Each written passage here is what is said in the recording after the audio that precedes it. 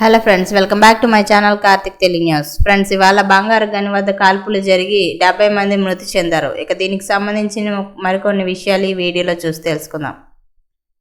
దక్షిణ సూడాన్ మరోసారి రక్తసిక్తమైంది. రాజధాని జుబా శివార్లలోని ఓ బంగారు గని వద్ద తలెత్తిన వివాదంలో గుర్తు తెలియని సాయుధులు 70 మందికి పైగా ప్రజలను హతమార్చారని పోలీసులు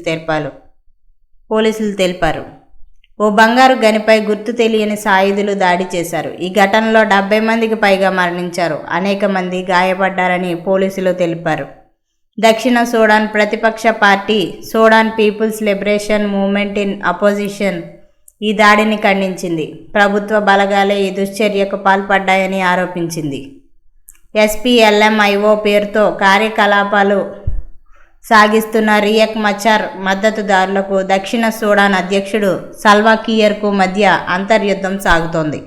సెంట్రల్ ఈక్వటోరియా రాష్ట్రంలోని జెబెల్ ఇరాక్లో ఉన్న ఈ బంగారు గని ప్రాంతంలో గతంలోనూ అక్రమ గనుల తవ్వకందారులు, మైనింగ్ కంపెనీల మధ్య హింసాత్మక ఘర్షణలు చోటు చేసుకున్నాయి. సో ఫ్రెండ్స్, ఇది అప్డేట్ న్యూస్. మరిన్ని అప్డేట్స్ కోసం ఛానల్ సబ్స్క్రైబ్ చేసుకోండి ఫ్రెండ్స్. అలాగే పక్కన ఉన్న బెల్ ఐకాన్ క్లిక్ చేసి వీలైతే ఛానల్కి లైక్ అయితే చేయండి. Thank you friends. Thanks for watching this video.